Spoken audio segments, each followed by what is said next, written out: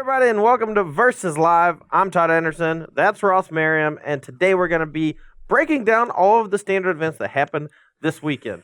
Ross, what's your take on what happened at SCG, wherever we were, Indianapolis this past weekend? Dude, I'm so fried. Yeah. Drove back 8 hours yesterday.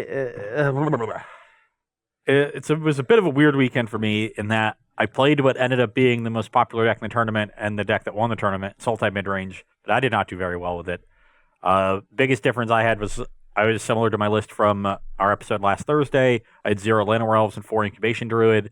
It looked like lists with Llanowar Elves over Druid were doing better. Mm-hmm. Maybe that ends up being the way moving forward. But other than that, the lists were similar, but I just sort of got crushed towards the end of day one and died. But I knew the deck was powerful. I knew Hydroid Krasis was really powerful, so not surprised to see it doing well in the hands of some very good pilots. Yep. A couple cool decks. I liked Wyatt Darby's Esper midrange deck. Same. We'll be featuring that one a little bit later in the broadcast. Yeah, but the one deck we are not going to be featuring today is the Sultai midrange deck that won because we played it 4 times last week. We had 4 matches last week featuring the deck. If you would like to check that out, you can check those out on YouTube right now. But don't do it right now because we're in the middle of this. Yeah.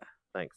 But sometimes we're a victim of our own prescience. Oh yeah, we're like, hey, this thing's great, and then it wins, and then it's like, well, we said it was great already. Yeah. What else do you want from us? You should have known. Yeah. It shouldn't have been a surprise. Anywho, so we do have 6 standard decks, 3 matches we're going to be playing today on Versus Live. Do you want to explain it or should I? I'll do it. So I'm going to be playing 3 decks that were in the top 8 of the Open from Indianapolis last weekend. Todd is going to be playing 3 decks from another big tournament that happened on the weekend. This was on Magic Online, a Mythic Championship qualifier, if that's what they're calling them. I'm not really sure. I don't know. But that's what I'm calling them. Yeah, I'm pretty sure that's what they're MCQs. Yes. I thought they were Magic Championship qualifiers. The formerly, but it is Mythic Championship qualifiers. I'm saying in the back of my brain, I saw MCQ.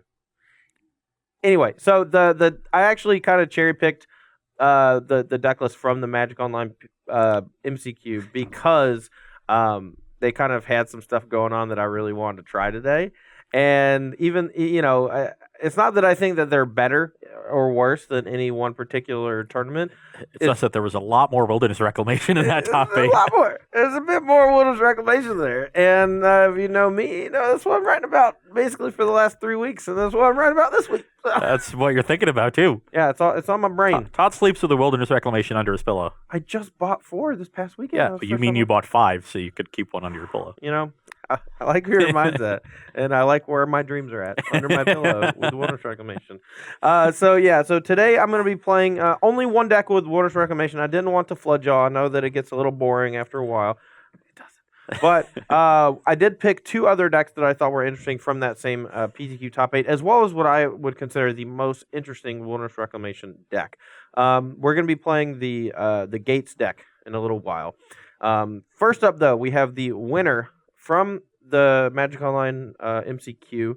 This is a Sultai, I want to say like an aggro deck, but it's really like just a mid-range deck with some freaking Adonis Climbs. In the Open, this deck would have been classified as Sultai Climb. Sultai Climb. Yeah. Cool. We'll call it that. It's a little bit more aggressively slanted than the just Golgari Splash Hydroid Crisis kind of build.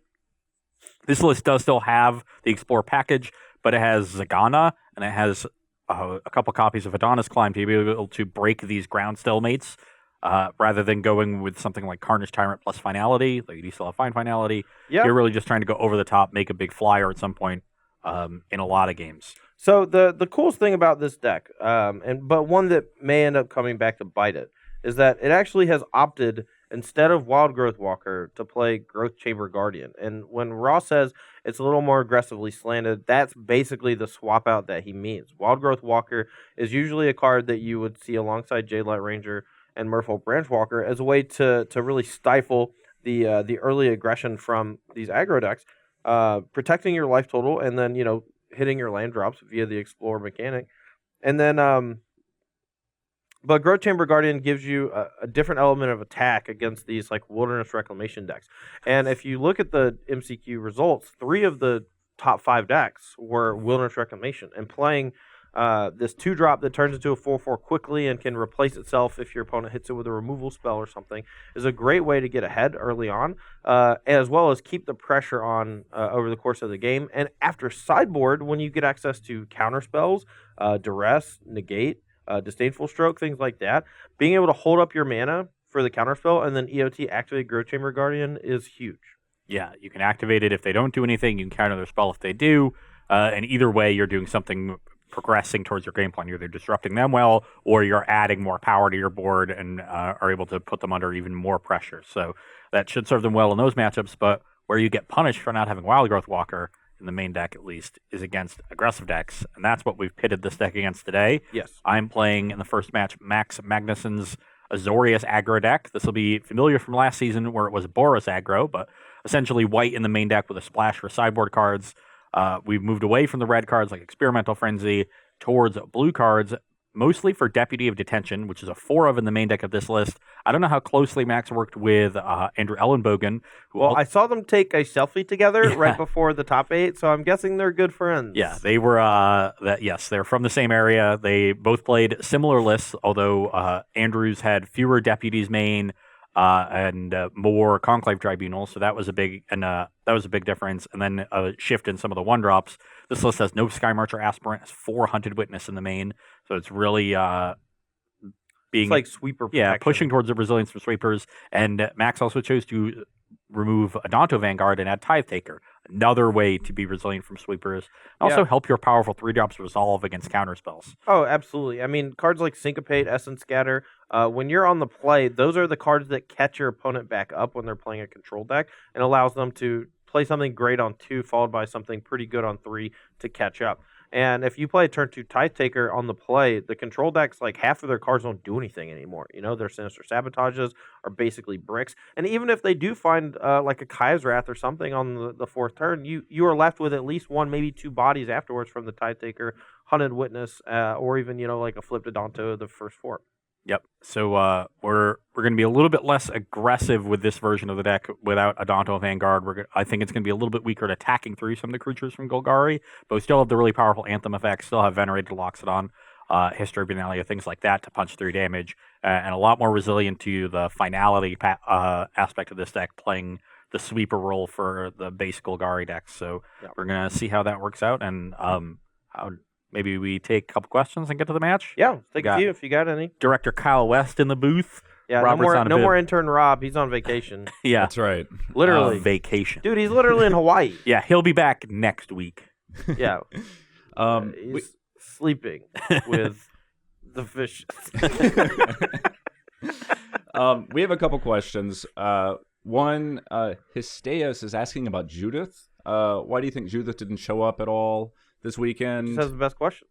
Yeah. Literally, Histeos is the first question asked every week, just FYI. Did you just answer that? No. We're just laughing because it's from Histeos. Last week he's we here all the actually time. talked about Histeos because he's literally the first question that gets asked every time because he always has good questions. Oh, sure. Yeah. Well. Anyway, so why no Judith? Was that the question? Yeah. Basically, the Judith decks struggle at closing. Even with Judith's ability, doing a few points of ping damage, cards like Wild Growth Walker are particularly annoying because in order to utilize Judith, you need to play a lot of creatures. And Wild Growth Walker excels against decks with a lot of creatures and not a lot of spot removal. On top of that, if you're able to deal with Judith, the rest of the deck is a bit mopey. And so something like Hydroid Crassus can usually give you that boost of life, even if it's 2, 3, sometimes 4 points. That life over time really ends up mattering. And also the fact that Find Finality is so powerful against these small creature-based decks is all those combination of things. Judith's obviously an insanely powerful card in the right deck. I think it's busted. And there's a very good chance that there's just a good Judith deck we haven't found yet. You know, we lightly touched on like the Skirk Prospector builds, and that being like one of the only free sacrifice outlets.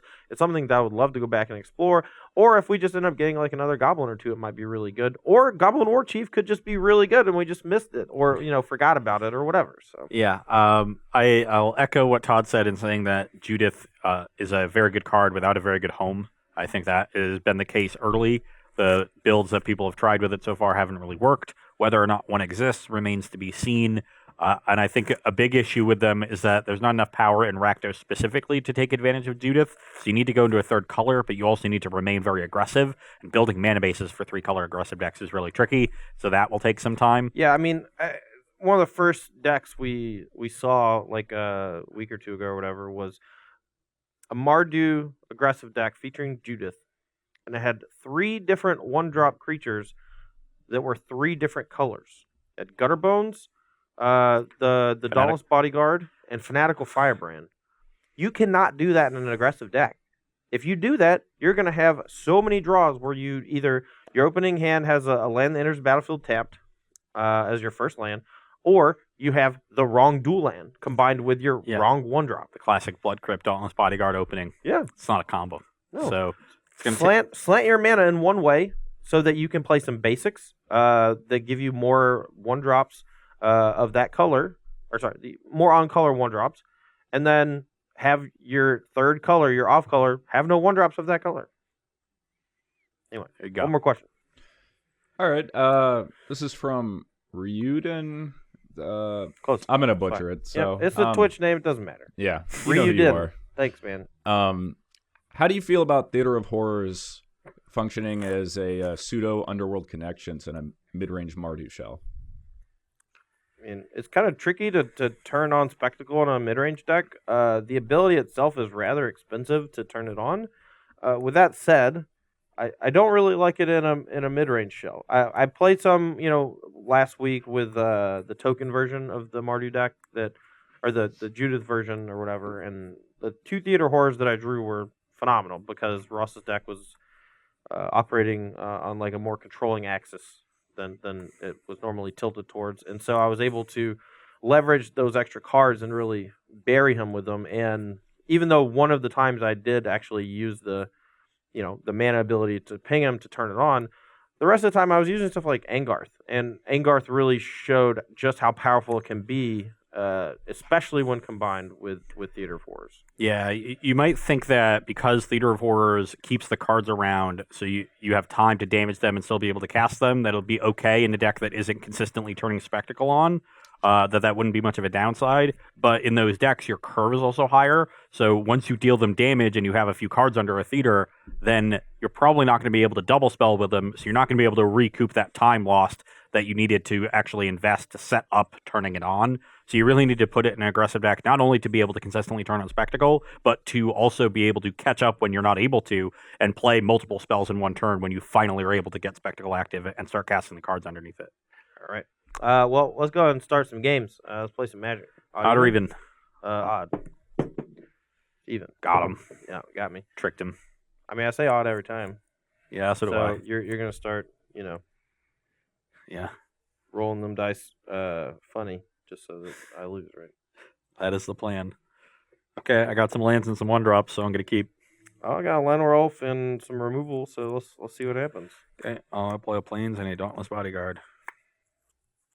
All right, I'll go to 18, playing Llanowar Elf, and I am pretty okay trading with the Dauntless Bodyguard here if he wants to attack, I think.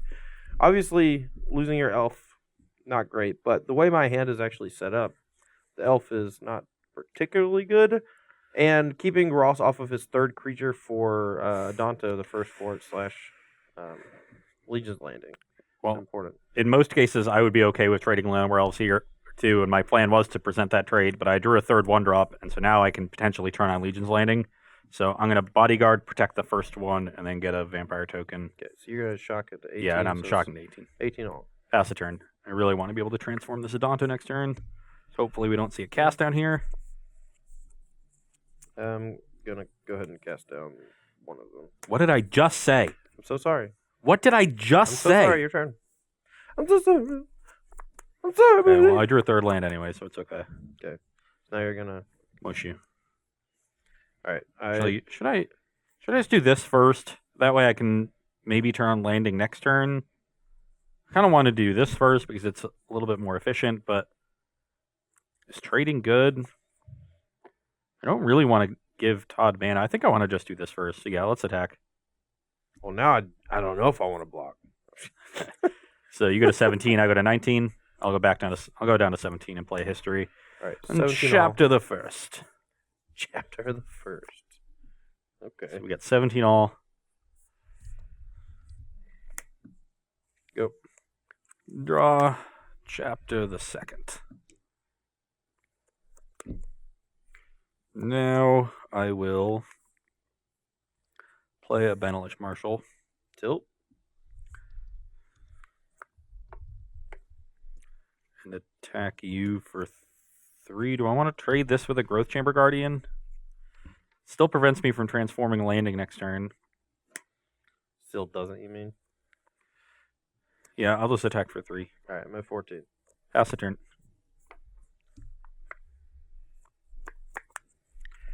All right, activate this and play it.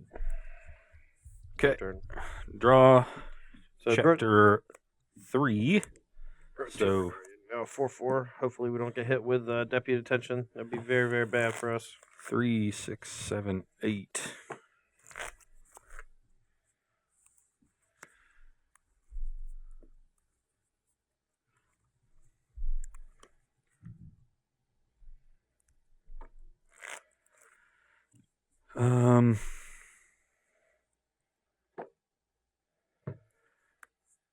No, I don't want to do this first because I want to do this main phase, I think.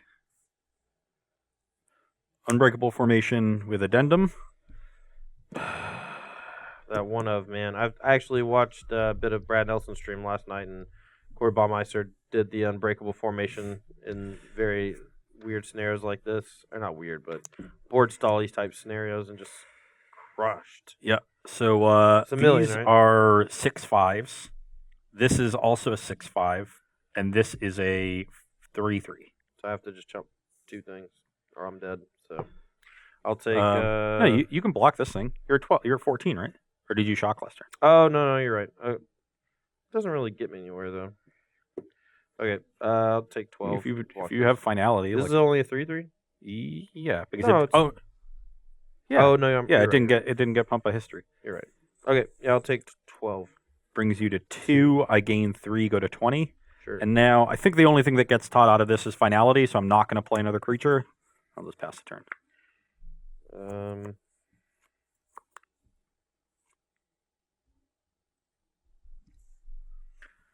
It's a singleton Unbreakable Formation in Max's list. Putting in some work there. So I can shock and play a Hydroid Crassus. I'm just dead though. It's unfortunate. Yeah, Unbreakable Formation is very, very good. Okay, well, I guess I can play a 2/2 flyer Hydroid Crassus, draw a card, and gain a life. Go to 3. Okay, now I'm dead. Because you don't have a 5th land. Oh, I guess I've. Okay, no, this is lethal. You're right? 3. These are this. That is lethal. Yeah, because they maintain the counter. Yeah, you're right. I forgot about the Marshall pump. Or like, I'm pretty sure I'm dead. I'm used to these effects being temporary. Yeah, so same. No, I think Unbreakable Formation is just a lot better than we gave it credit for. The fact that it's good against Kaya's Wrath as well as big board stalls like that, like all your stuff gaining vigilance and being able to attack for huge chunks of damage, just forces me into weird chump blocking type scenarios. And I mean, you saw there, I was able to block 1 creature with my 4/4 and have it survive, and the rest were attacking for 6. Yeah. So a pretty big attack there from Ross, and not one that I could really do much about. Yeah. The problem with effects like that has always been that they're not playable as proactive spells. Like, you have to leave up the mana, pass, and hope they play their sweeper into it. Whenever you've had a variant to that effect that is playable proactively, notably Boris Charm, it's been quite good. And the Unbreakable Formation is one that you get to play proactively, and that makes it a lot better, I think. All right, any relevant questions pertaining to this match or game? Not at the moment. Do want to give a quick shout out to Sloopy Goopers. Sloopy Goopers coming back, baby. 4 months in a row. 4 months, and I also miss every month. Jablaska. Sloopy Goopers. That's so good. All right, we're going to take a 3-minute break here while we get sideboarding. Don't go anywhere. We'll be right back for some more Versus Live. All right, we're here for sideboarding for the Sultai Climb deck versus this Azorius beatdown strat. And on my side of things, since our deck is a little more aggressively slanted in game 1, we need to rectify that by slowing things down. That means more removal, more copies of Find Finality, and a couple ways to kill these enchantments that could be problematic, like Baffling and Conclave Tribunal.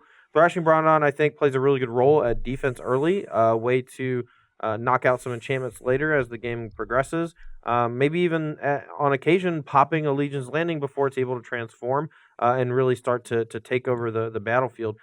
After sideboard, the fine finalities are pretty important, but if Adonto the First Fort is active, a lot of times they can grind through it. Moment of Craving, Cast Down, these are just early removal spells to help me catch back up. Though Moment of Craving, obviously, not as strong in this matchup as it once was without Adonto Vanguard from the other side. Tide Taker, a little bit problematic. And one of the 1-drops in Hunted Witness able to survive it, as well as a 2-drop in Tocatli Honor Guard able to survive it. So while Moment of Craving gives me that life buffer, it doesn't really hit a whole lot, and that's a bit unfortunate. So we're going to be trying to leverage that on as much as we can, just because that's what we currently have access to.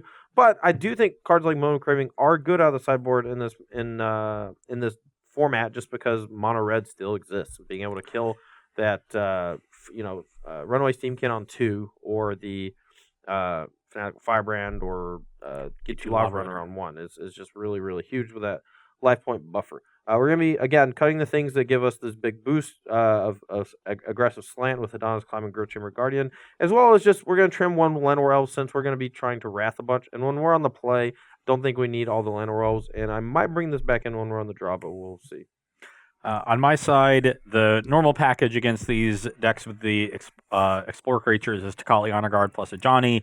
Tocatli, obviously great against them, but Ajani helps you recur it when they kill one early, and in general just helps your smaller creatures contend against the bigger creatures out of the green deck, so Ajani is a great card here. And we're bringing in a little extra removal that's more less prone to dying, we'll say, in Baffling End. Deputy Detention is going to die often to Finality, which is a huge swing. Just dies to Cast Down, a lot of things out of these green-black base decks. So we're going to cut the Deputies because we're bringing in a 4-drop, so we don't want to raise our curve by too much. Replace that with Baffling End, which is more suited towards dealing with the creatures that we care about. And then cut some of our worst 1-drops. Healer's Hawk is meant for the more aggressive matchups and is weak here. Snubhorn Sentry, while surviving things like Cry the Carnarium and Moment of Craving, gets weaker here because it's harder to build a big battlefield in the post-board games. Your opponent's going to bring in a lot more removal. And a lot of times, even if you build that big battlefield, it just gets swept away, including the Snubhorn Sentry in a big finale. Yes, so this encourages you to extend a lot to the battlefield, which we don't necessarily want to do in a matchup that has finality. So Snubhorn is one of our worst 1-drops. So we're raising our curve a little bit, but not by a ton, cutting these Deputies and then getting a little bit more robust with Tocatli Honor Guard and Ajani. Yeah, I did pick this matchup specifically to really give a stress test to this Sultai Climb deck because of I wanted to see how much we get punished for not playing things like Vraska's Contempt. And I think if you stick an early Tocatli Honor Guard, if I don't draw a Cast Down, I'm going to have a bad time. Yeah. Take a few questions. Yeah. A Bucks lol. Cool. Wanted to know, how would you feel about more unbreakable formations instead of maybe Loxodons or Marshals? We're not cutting Loxodon or Marshall. So I don't know if you know this, but people who play a lot of White Weenie actually call Venerated Loxodon Elephant Jesus. So if that, is that integral to the strat? Very good. Best card in the deck, I would say. Yeah, I think you can argue for a second Unbreakable formation in certain metagames, but certainly not over those other 2 cards because they are probably they're 2 of the most powerful cards in the deck. History Benalia being the 3rd. And those 3 cards are the reason that this deck contends against more powerful cards while being a pile of 1-drops in addition to them. I agree. My hand is pretty good. I'm going to keep. That's bad for me. All right, couple more. What was the reasoning for cutting Adonto Vanguard, you think? You'd have to ask Max. I haven't talked to him. I know Ellenbogen played Adonto Vanguard in his list, so they were split on it. But I assume it was more expecting the cheap removal like Moment of Craving and Deadweight to be popular in the early weeks to stop red decks. I don't know. I think it might have been just the shift of troll strats from like Jeskai based and damage removal, like Deafening Clarion and stuff. Like Deafening Clarion just doesn't exist anymore. And a lot of these control decks actually shifted to Bant, like Nexus, like Fogs and stuff. And Tide Taker is actually pretty good in that spot. really taxing on their mana in some Yeah, scenarios. that stops them from doing the Teferi plus hold up root snare kind of line. So that could also be a reason. Yeah. Yeah, and the Esper control decks as well. Like just being able to shut off their counter spells is a pretty big deal, I think. Yeah. All right, one more. If you could go back in time and choose a different deck for SCG Indy, would you? And which deck would it be? No. That's from Flats 9000. Flats. I don't know if you watched any, but on rounds 1 and 5, I was on camera, and I did some really sweet stuff. And honestly, all the people tweeting at me saying that they picked up my deck for FNM or whatever, or tried it out on Arena and stuff was worth it. So no, it was great. I had a good time. I think my deck was good, though. Looking back, it's definitely not my style of deck. So if I had to go back, I would consider playing something similar to this. This is the deck that I played. I played the white aggro deck at the Invitational to a 7-1 finish in the standard portion, and then was very impressed with it. I was worried to play it in this tournament because I thought there would be a lot of chain whirlers around, and there were less than I expected. So I'd be pretty comfortable playing a deck like this.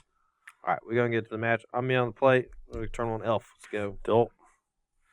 Well, I'm going to play a Hunted Witness. All right, I'm going to shock. 18. I'm going to play a Jade Light. Moment of Craving. I'm actually just going to bend this one. Maybe this shouldn't be in my deck. Bend this one too. Your turn. We're digging for Finality, Hydroid Crassus. So protect the Hunted Witness, I guess, and pass the turn.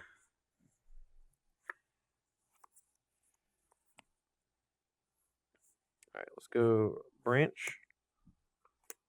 Keep this Tomb. Shock. 16.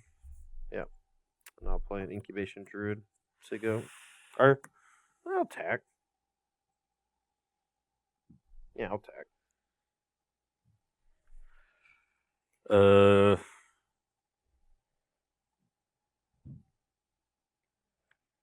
Double block. Double block. All right, your turn.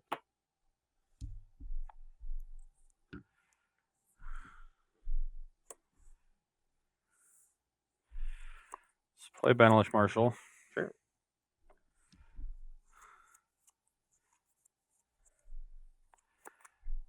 Pass the turn. Still don't really have good attacks. Definitely attacking with this. Okay. Just attack here.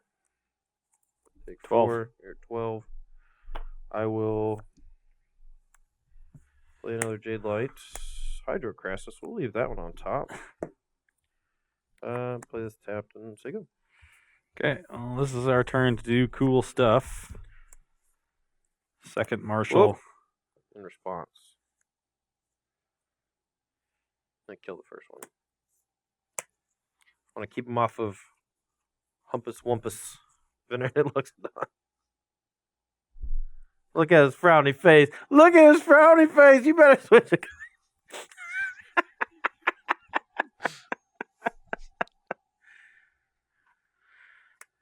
My turn, or?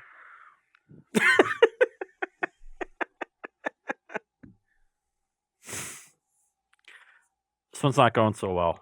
All right, we're going to play this for 4. I'm going to draw 2 and gain 2. You're at 18. Is that good, or? Smush? Trade's fine. All right, you're at 8. Yep. Go. Got to trade, otherwise the Hydro Crisis is going to be lethal next turn. I'm just very dead. Drew too many lands. New! Elephant Jesus! New! Benelish Marshal died for his sins.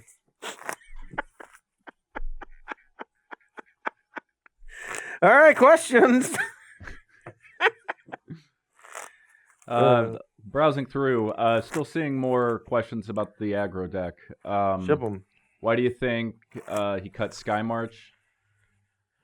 Scroll down, sorry. Sky March over Witness. Sky Marcher just matches up poorly when your opponent's really trying to interact with you. Hunted Witness is better against like Chain Whirler, going heavy with Hunted Witness and other cheap removal. The Aspirin's better if you think you're going to be in a metagame that lets you develop big battlefields. Yeah. Which I just don't think Max was expecting this weekend, which makes sense. I think it's more of Snubhorn Sentry is replacing the Sky Marcher Aspirants. Nah, Snubhorn was part of it. Let me flesh out my thought, dude. Come on. Okay, they both have Ascend, right? They both encourage you to kind of spew onto the battlefield, leaving you relatively wide open against sweeper effects. The 2/1 Sky Marcher Aspirant does a better job of beating down early, but in this format, most decks have some way to put a roadblock in front of it. And if that's the case, it's not going to be actively good until you have a ton of permanents on the battlefield.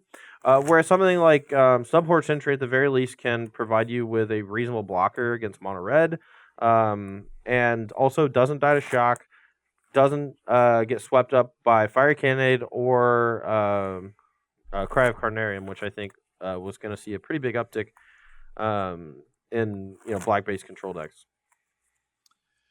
A couple of people are asking, how do you feel about mono blue right now? Pretty good, actually. I think it matches up well against the base green-black decks.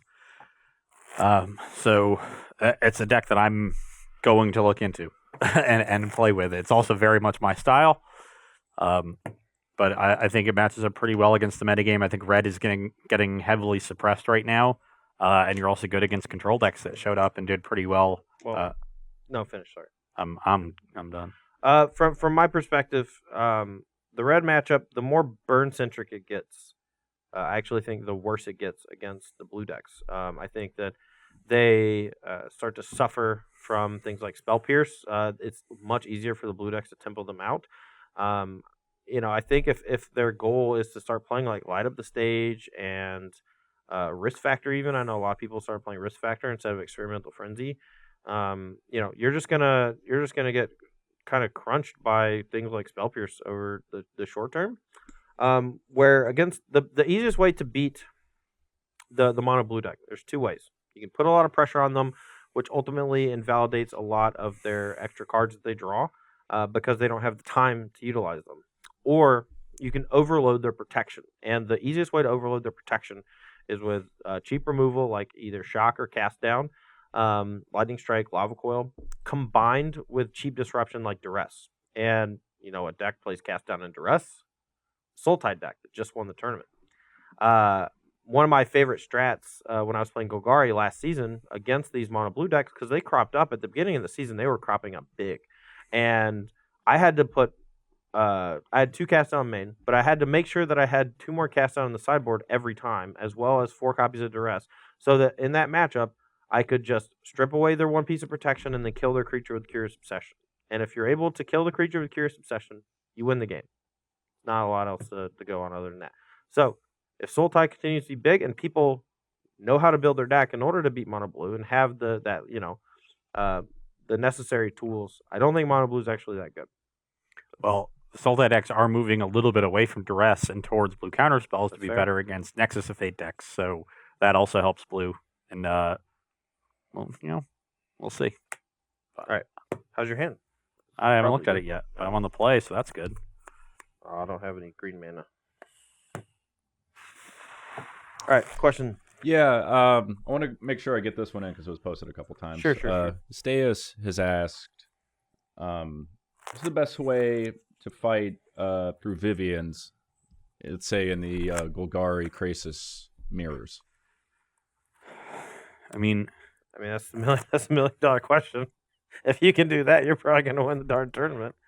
The quarterfinal match that we actually got to show Game 3 this past weekend between the eventual winner and his quarterfinals opponent, whose name escapes me. It was a 2-hour-long match.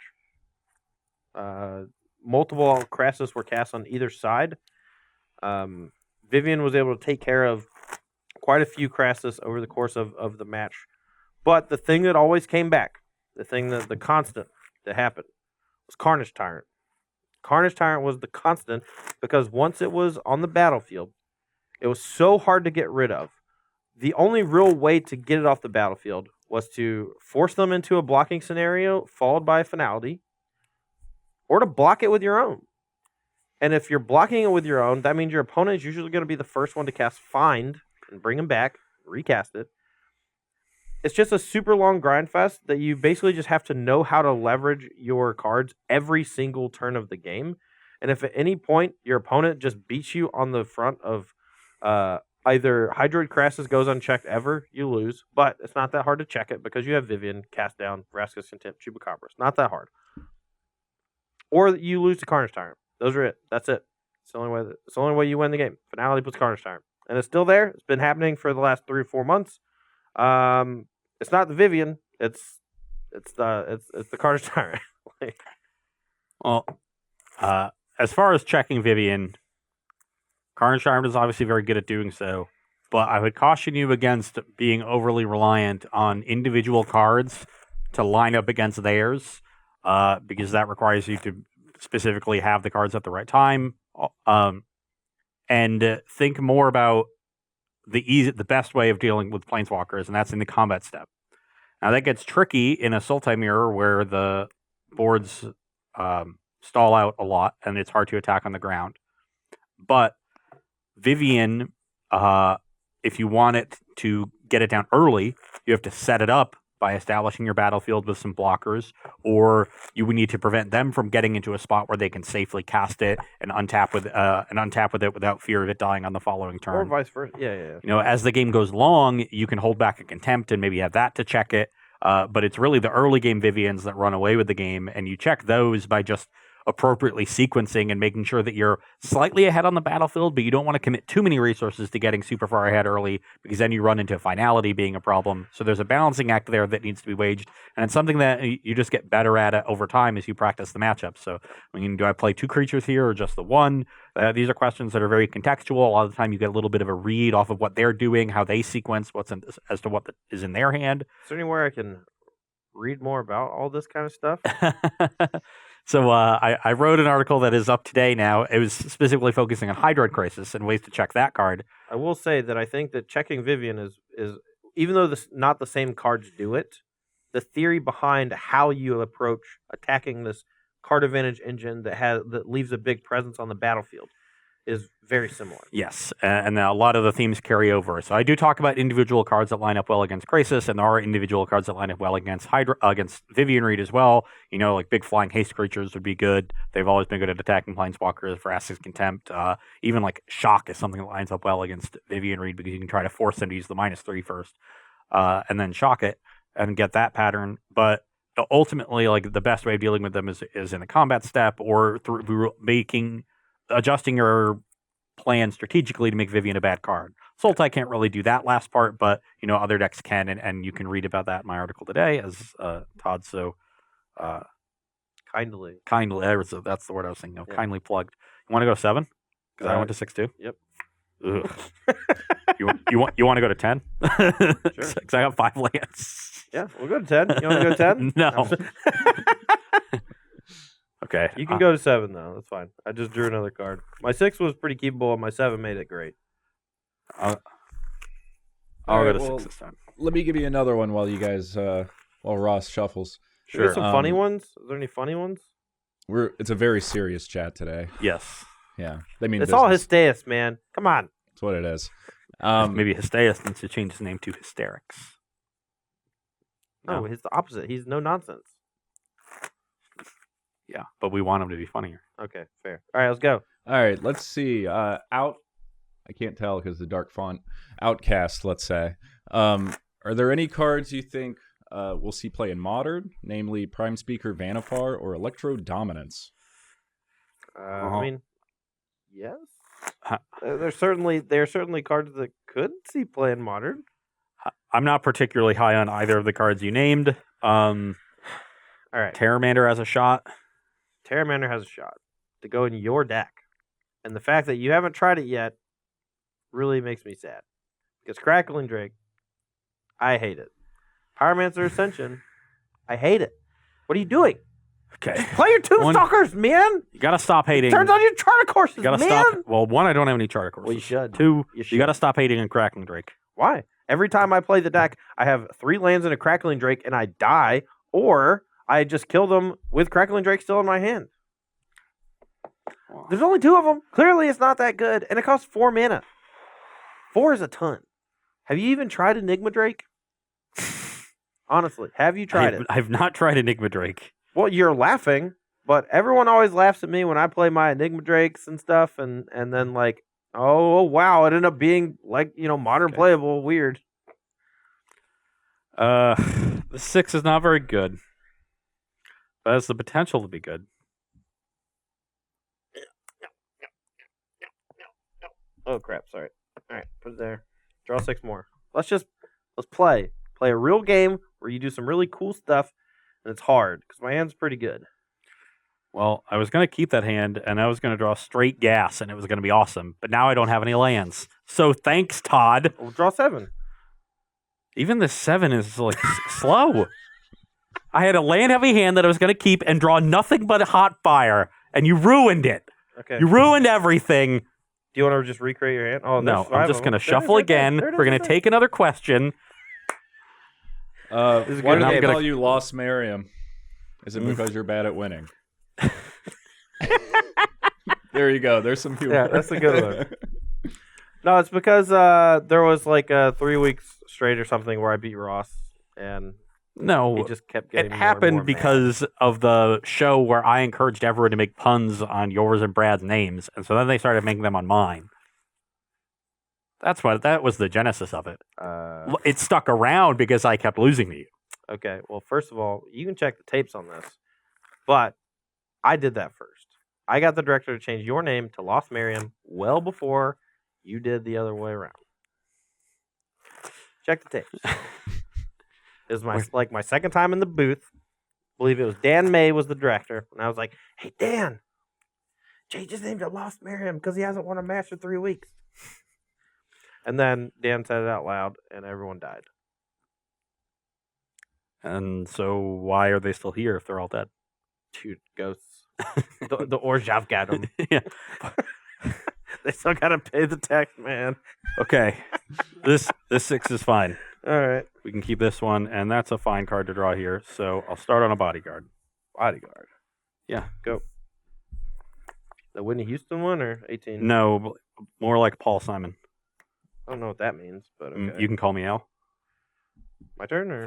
Yeah. Yay, no triple 1-drop. You'll be my bodyguard. Be your long lost pal. Okay, I don't know what you're doing right now, but we're going to play this. Singing You Can Call Me Al. Your turn. Can you do the falsetto? No, I cannot. Oh. The Rossetto.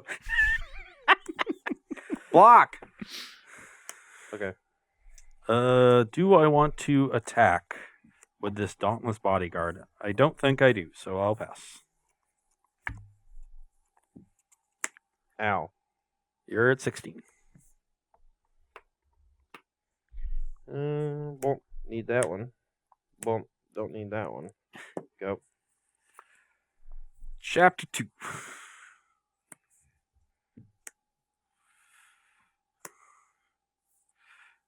Baffling and the Jade Light Ranger, I guess. Doesn't matter. It's gone forever, and they're both 3-2. Yep. And play a Block. Venerated Locksmith. Oh, crap. Really? Nice draw. Nice draw. Here's our good. Now we're set up to trigger the Legion's Landing next turn, start making some 1/1s. Good. Triggered it this turn. That is true. I could have, but I wouldn't have been able to do anything with it, so I'd rather get counters on my things. Go. Now my Knights are going to be able to attack freely into these Branch Walkers. Dude, I'm getting branch walked right now. Chapter 3. This is a knight, too? Yep. Yikes. Be big.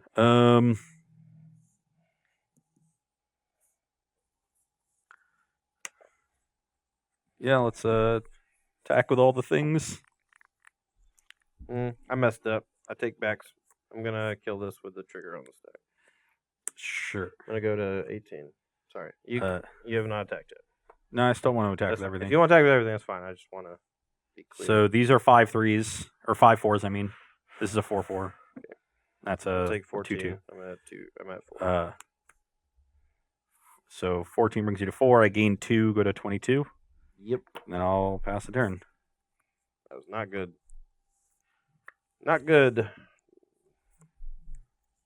All right. Go to 2. Can I do that? Good idea. Vampire should Yep. be here. I'll go to 2.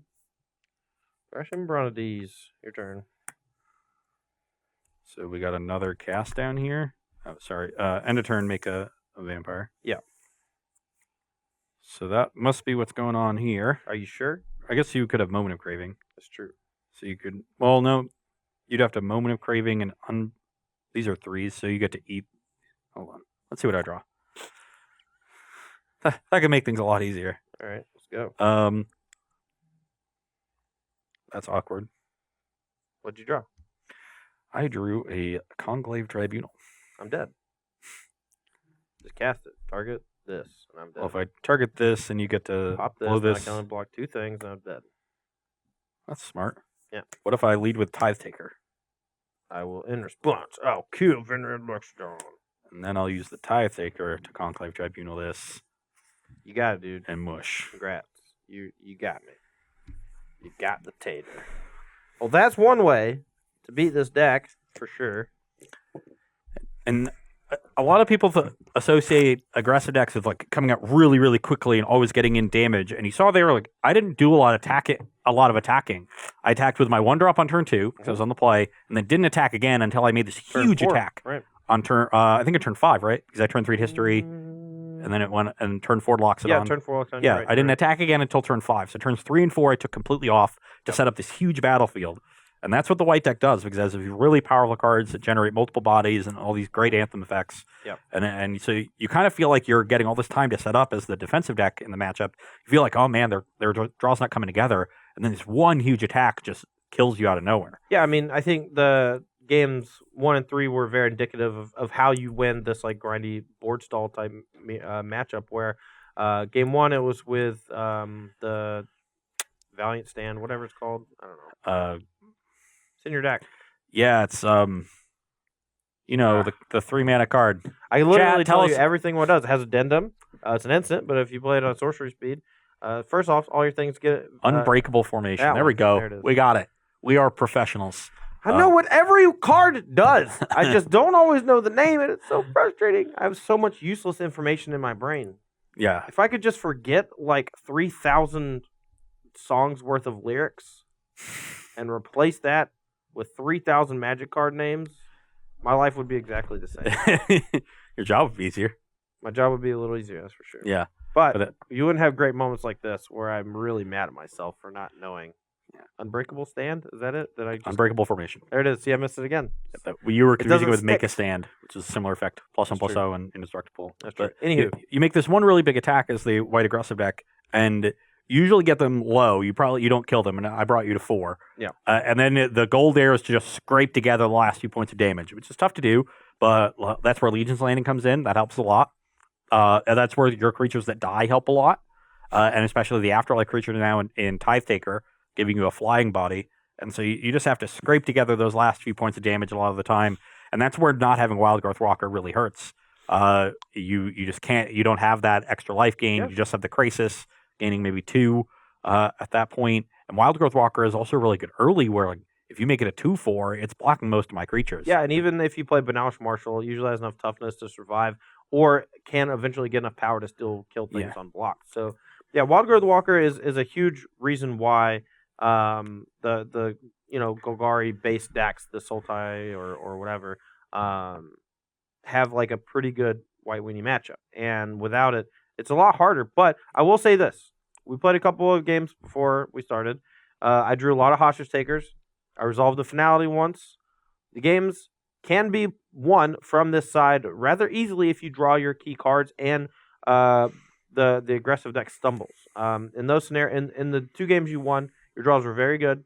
Yep. You put me under a lot of. I was on the play both times. On the play both times, put me under immense pressure by at least turn 5, where you were swinging 4 lethal on 5, and putting me in chump block mode. Not even able, like there was not a situation where I could double block something and it really be that relevant. That's another reason Wild Growth Walker is good. That extra buffer of life, when I make that big attack, it affords you the ability to just make value blocks as opposed to only protecting your life total. Yeah, Hostage Taker in those pre-games, very important. It was super strong, not only at checking deputy detention in game 1, but also in games 2 and 3, just knocking off a token permanently without fear of getting hit with a Conclave Tribunal or something, or also just snagging a 1-drop creature with 5 mana and being able to cast it and generate 2 blockers while taking 1 attacker away from your opponent. Just completely takes the wind out of their sails sometimes. I think Hostage Taker is super underrated right now. I think there's a very good reason why this deck won the Magic Online Mythic Championship qualifier, and Hostage Taker was a huge part of that. The aggressive slant gives it a bit of an edge against these Wilderness Reclamation decks. We saw it defeat at least 1, maybe 2 over the course of the top 8. And, I'd like to see a little more of this deck, honestly. Yeah, no, I think that deck lined up really well against the things that people were expecting. The white aggressive decks have just sort of fallen off the radar. And it gives you a good idea of where Standard might cycle, which is sort of similar to what happened last season, right? We just sort of skipped that early week where Red was really good. Like everybody already knew that, and they came better prepared to beat the red decks in week 1 because we already had some more tuned deck lists as well. Yeah, well, that's and partially thanks to Magic Online having access to the cards like a week early, but now we also have Arena with access to a week early, where people can start crafting cards and building decks like pre-release weekend, basically. And that's insane for practicing for a tournament. It used to be you couldn't actually physically play any of the new cards until like the week after release or something on Magic Online. It was crazy. Yeah, and way back in the day, the release was like 2 weeks after the pre-release. There was all these huge gaps that didn't really and make sense. The only time you could actually play with the new cards was if you proxied them and played at your kitchen table. And now we get them a week early, so you're going to see changes coming real fast and people figuring things out a lot better than they have before, as well as just more tuned deck lists by week 1 standard. Like week 0 is now week 1, and people start to figure things out more quickly. And by the time we get the first tournament, these deck lists in the top 8 of all these tournaments are advanced for this stage. They're effectively 2 weeks ahead of schedule because people have had way more time to work with them and are able to just play way more games. We're also the second set of the standard. We're not post-rotation like we were in the fall. That's so true. We had 3 months. We had the base of decks. We knew that the Golgari deck Splashing Crisis were going to look similar to what we had seen for 3 months. So that certainly helped a lot. So we sort of skipped that week 1 where people were figuring out the base of the different guilds back in Guilds of Ravnica, and Red dominated. And then we get to the point where the Golgari decks are really good, and then the next reaction was Tocatli Honor Guard, and we sort of missed that this week. People weren't on that level yet, and that might be a good place to go in this coming week or 2. We might see a very similar pattern that we saw in the fall replay with a little bit of wrinkles thrown in because of things like Reclamation. If that gets really well tuned, somebody finds a good list, and some of the other powerful cards, things like Judith, if somebody figures that out. Hero of Precinct 1 that came out of the new set. So there are definitely some wild cards in there, but we're setting up to follow a very similar progression that we had 3 months ago. And man, if I could just play History of Benalia and Venerate Lockdown at the Pro Tour, I'd be so happy. Sorry, right. Mythic Championship. Yeah, there it is. 2 more. How do you feel about Dovin in the sideboard for control matchups? I think it would be a good card if you didn't already want to have a bunch of counter spells to counter the Reclamation decks that are already going to be a main part of your anti-control plan, and then you can bring in a Johnny that you want more against Golgari. So it's a good card. It's just not better than the other options that you have because it doesn't fill out the rest of your sideboard in other matchups. Dovin would be there specifically for control, whereas the cards that you do see in the sideboard play double duty in other matchups. Let's say this. I don't think Dovin is particularly good against control for a number of reasons. First off, control decks don't really care if you cast a big dig through time effect as an aggro deck. Their entire game plan is usually to bury you in card advantage. And if you're able to ultimate a Dovin Bond, I don't care. If I'm casting Explosion for 20, next turn, I don't care, Secondly, the minus to make a 1/1. Also not something that is particularly strong against control deck, making a 1/1. Okay? I cast Kaya's Wrath. Like, okay, Dovin make a 1/1. Great. That's your play. That's fine with me. Also, you don't have blue mana, so I cast this Teferi, tick up your turn. Oh, you're going to make another 1/1. Great. My turn? So, I'll say this. Dovin is a strong card. I think it goes well in more of a mid-range strategy that can leverage both the life gain positively against the aggressive decks, as well as utilizing the ultimate when you have to shift to that more controlling role in a mid-range matchup or something like that. You can search for a lot more powerful cards than a more aggressive deck can. Yeah. All good points. So not a card that I think you're going to see in the sideboard here. What or how do you feel Cleansing Nova is right now? Who said that? I had to dig back through it. Let me see. Oh, it's fine. Cleansing Nova. Mostly, I just want to make sure we like call out the people who ask the question so that I know if I like hearing the names like Histeus. Like he's stuck with me, So I'll say Cleansing Nova. I think maybe it's too slow. I look at that card and I say, do I want to play 5 Wrath of Gods in my control deck? Because I'm not playing a single Cleansing Nova before the 4th Kaya's Wrath. Yeah, I mean, in Esper control, I think Kaya's Wrath X4 is enough. You have Mortify to deal with enchantments, so that the Cleansing Nova dealing with enchantments is not that huge of a deal. I think if you want to play a non-Esper control deck, some number of Cleansing Nova is probably okay, because I think Settle the Wreckage, hot booties, not good. Don't play Settle the Wreckage ever again. Everyone can use all of their mana every turn, no matter how much it is. Just don't give it to them. All right, we're going to take a short break here while we prepare for the next match. It's going to take around 10 minutes. Don't go anywhere, or if you do go anywhere, just go to StarCgames.com and read Ross Merriam's article. It'll take you probably closer to 15 minutes, probably. It's rather dense material. Yeah, it's a pretty dense article. But come back in 10 minutes. We'll see you soon.